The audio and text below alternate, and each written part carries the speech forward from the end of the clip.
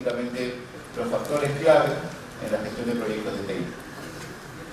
Y luego algunas lecciones aprendidas a lo largo de algunos años de experiencia. Finalmente cerrar con algunas perspectivas o una mirada hacia el futuro. Bueno, muy rápidamente tengo alrededor de 15 años de experiencia en gestión de proyectos de TI y la gran parte, la mayoría de mi carrera profesional la he desarrollado en el sector retail, ya es lo que me he especializado. Para ir entrando ya en la presentación, a modo de introducción yo quisiera comentar un par de cosas que me parecen interesantes. Primero, ¿cuál es la situación actual de la dirección de proyectos como disciplina en la región y en el país? Como ya les comentó el ingeniero en la ponencia anterior, hay una certificación que se denomina Project Management Professional o PMP, ¿no? Que es un poco la certificación para profesionales, que es como la base sobre la cual se puede ir avanzando. ¿Y ustedes tienen alguna idea de cuántos PMPs hay actualmente en el Perú? ¿Una idea más o menos?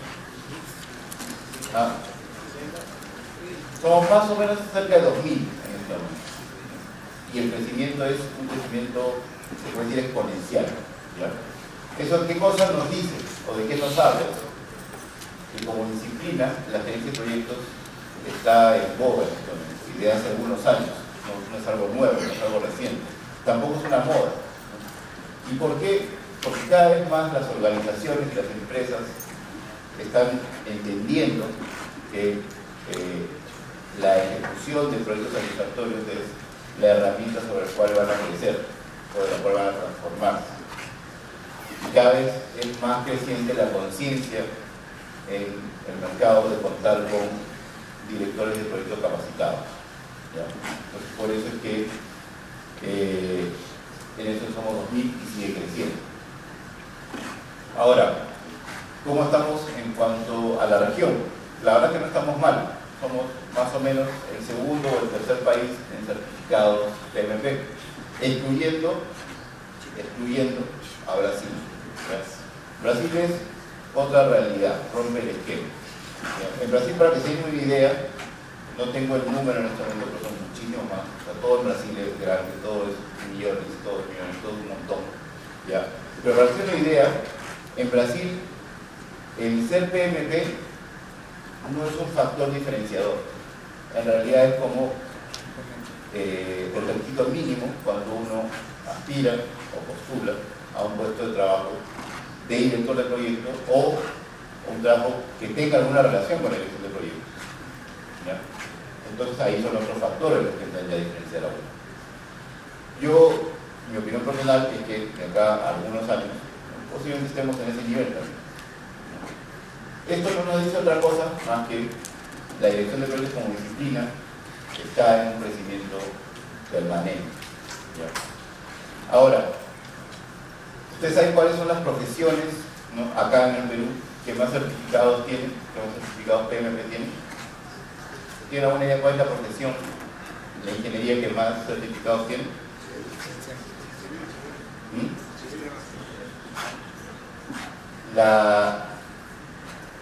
Los ingenieros de sistemas son mayoría en certificados PMP.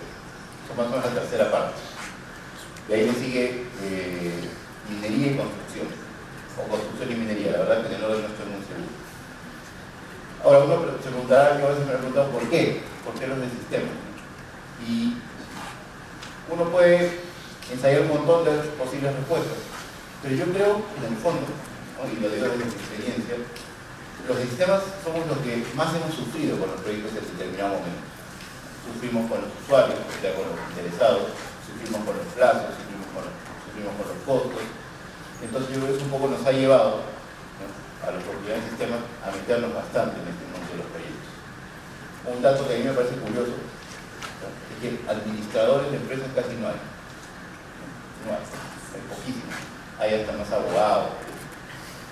Lo cual es curioso, ¿eh? Yo ahí sí no tengo, no sé por qué, porque en realidad si uno ve en qué consiste el trabajo de la administración de empresas, estamos todos relacionados, ¿no? Pero no hay. Dato curioso. Ahora, entremos de lleno a la ponencia, a lo que quiero compartir con ustedes en base a la experiencia. Ya en base a la experiencia, en base a algunos años de recorrido. ¿Cuáles son, en mi opinión? Acá yo voy a dar muchas opiniones personales, quién la comparten, quién no la comparten, después yo me dicen, oye, usted está equivocado. Conversemos. ¿Ya? Yo quiero compartir un poco en base a mi experiencia. ¿Cuáles son los factores claves para llevar a cabo proyectos de TI satisfactorios? Yo creo que hay dos a nivel general, muy general, ¿ya?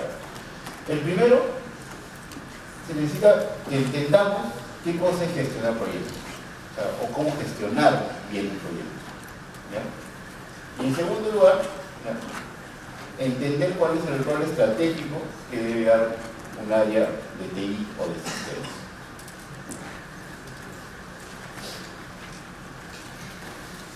Ahora, ¿qué cosa es una buena gestión de proyectos?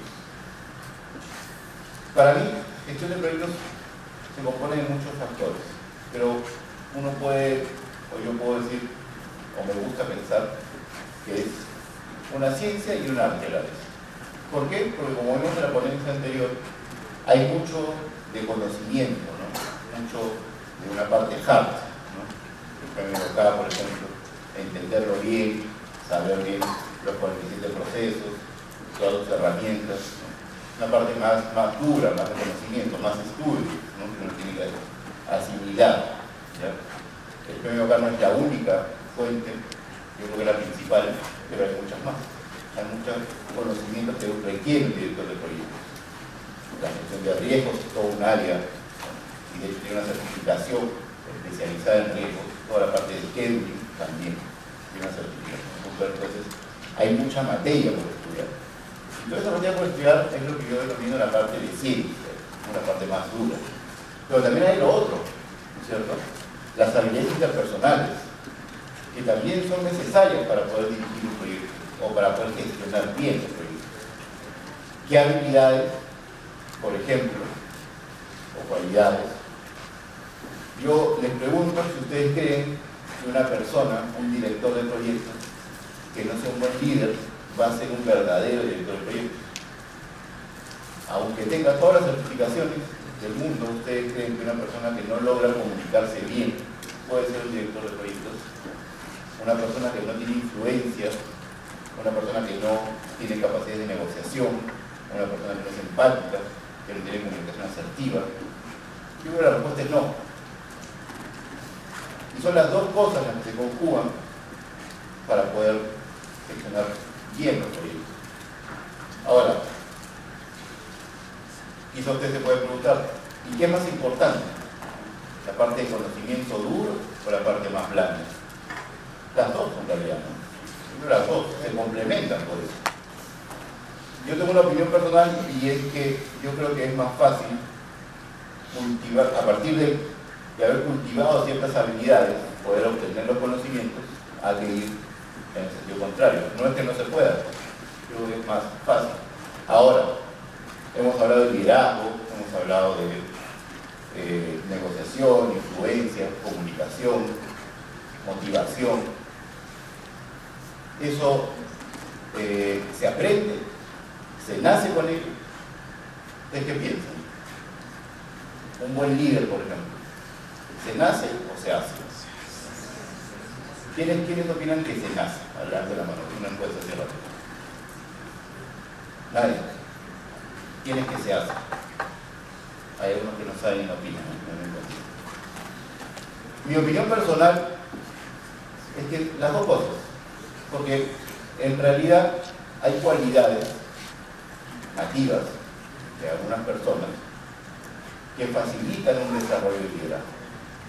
Pero también es cierto que cosas se pueden aprender, se pueden cultivar. Y de eso se trata la gestión de proyectos, en ir cultivando esas habilidades. Bueno, ya hemos hablado un poco de la relevancia de esas habilidades blandas.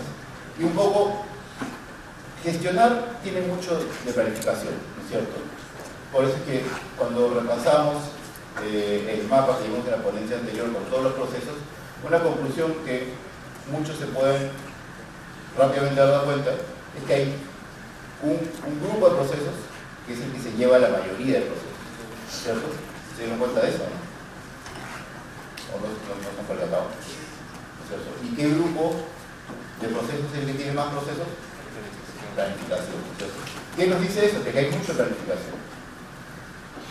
¿Ya? Pero podemos decir que gestionar bien un proyecto es simplemente planificar bastante, planificar todo, tener todo bien estructurado.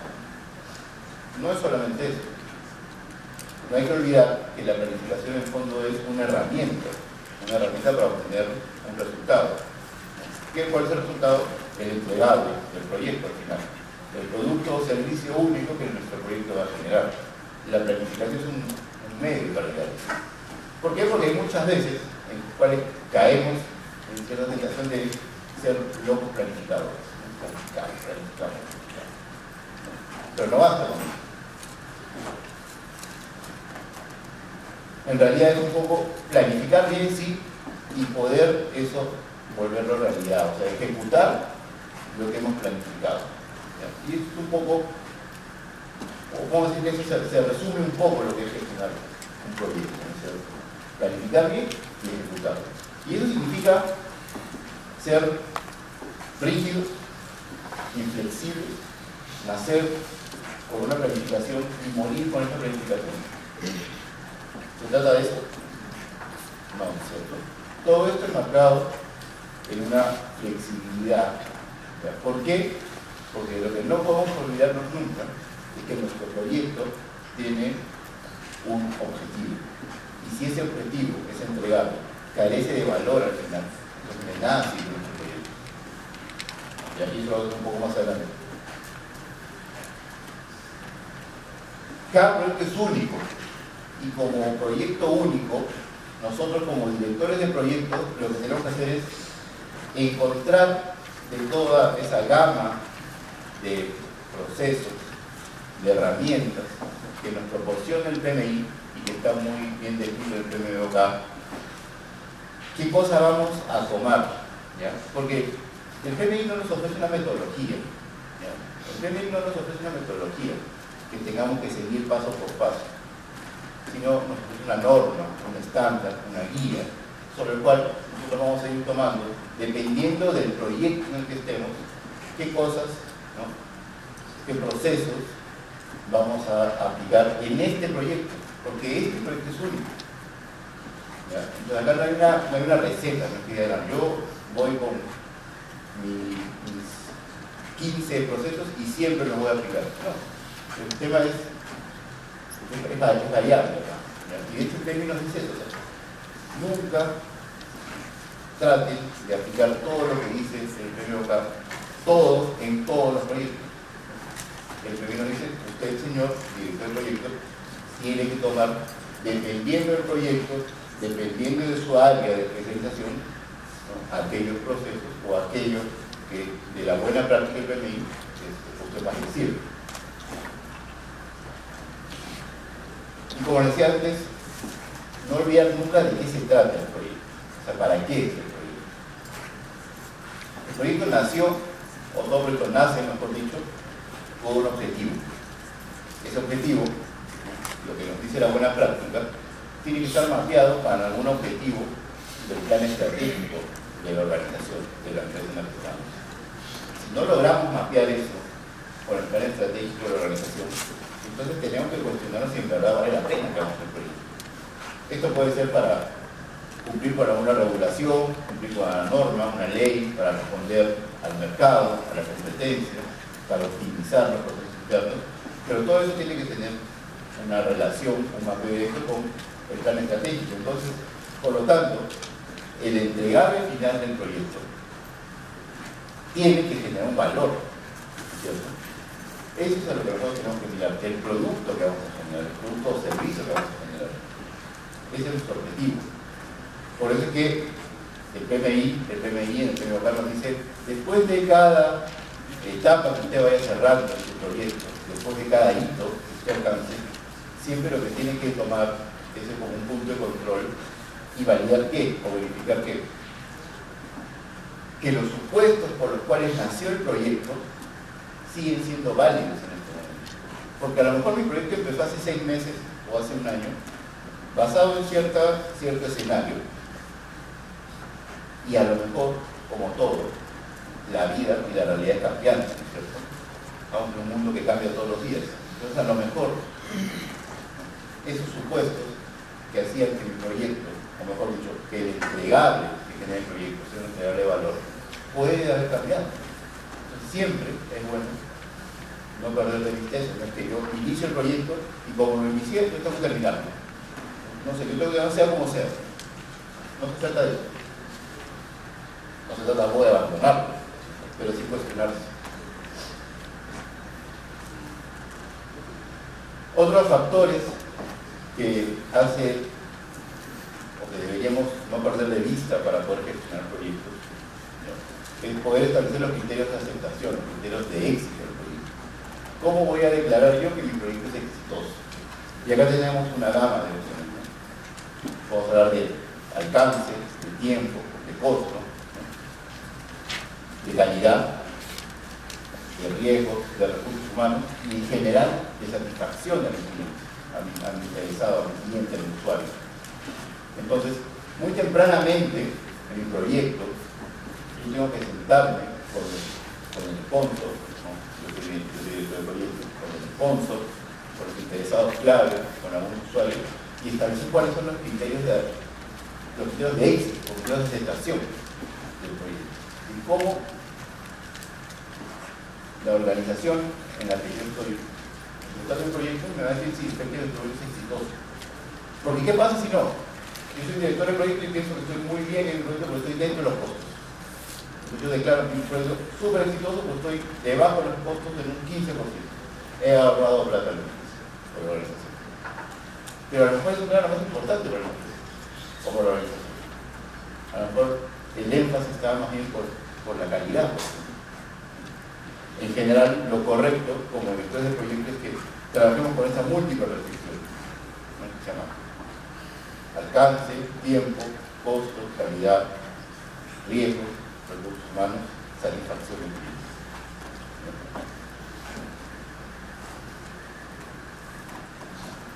Como ya les he dicho, no olvidarnos nunca que el proyecto tiene que generar un producto o un servicio que genere valor.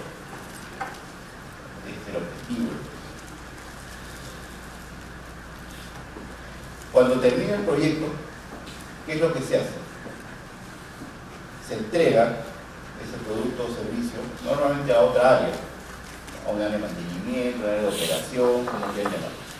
Y acá, una de las cosas que hay que tener bien interiorizada es que no se trata, como directores de proyecto, de decir, ya, acá está el proyecto, empecé, terminé, generé el producto, ya, acá está.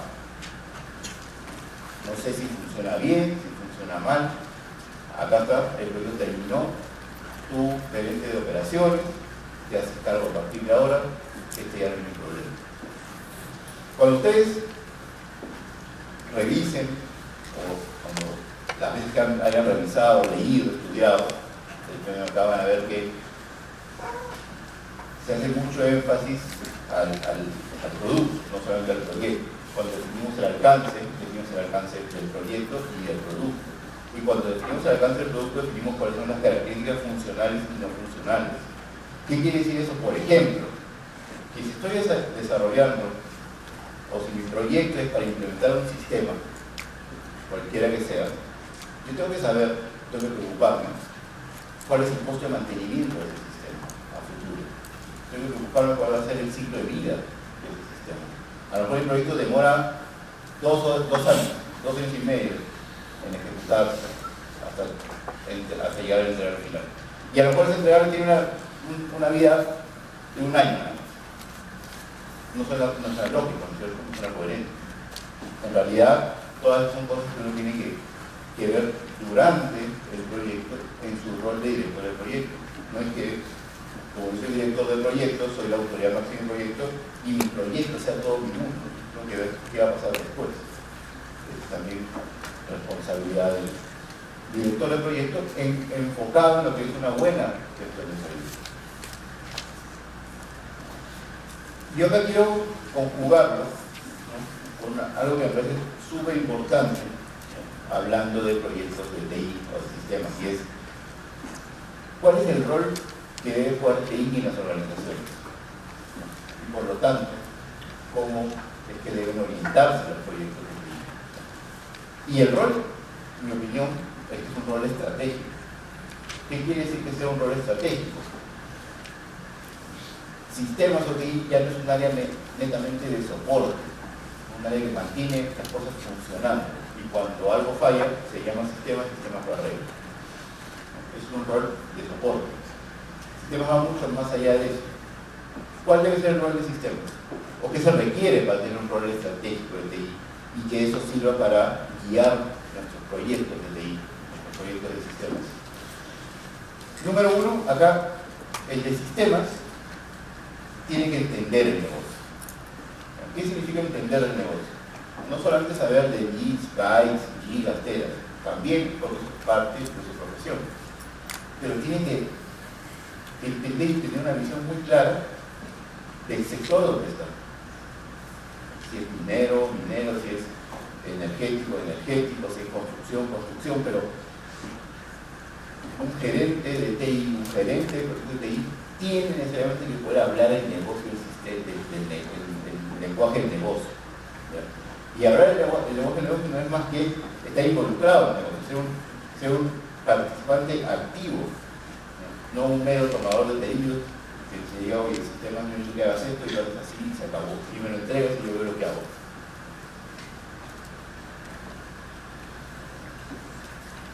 Tener una visión de futuro de la organización y poder compartirla y poder transmitirla. Yo me pregunto, normalmente el profesional en sistemas, el profesional en ingeniería de sistemas tiene una visión de la tecnología, ¿no? De las tendencias, de lo que viene. Eso conjugado con el conocimiento del negocio, que es algo que cada uno tiene que preocuparse de ir adquiriendo, genera un valor bastante grande en realidad. Porque conocemos de la tecnología, conocemos del sistema, conocemos nuestra profesión y conocemos del negocio también. Entonces nosotros claramente podemos guiar, ¿no? Orientado por la tecnología hacia dónde puede ir el negocio. O sea, cómo la tecnología puede hacer maximizar las utilidades, cómo puede reducir los costos, ¿cierto? Y generar eficiencias. El tipo de sistemas que desarrollan los sistemas tiene una oportunidad única, ¿no? O muy especial de generar eficiencias. ¿Y qué cosa o cómo se consiguen esas eficiencias? A través de mejoras continuas, ¿no? El PMI nos habla en muchas partes del PMBOK de las lecciones aprendidas. ¿Ustedes saben cuál es la importancia, cuál es el valor de las lecciones aprendidas o qué es lo que nos permiten? Vamos un pasito antes, ¿no? ¿Qué es una lección aprendida? Son cosas que yo saco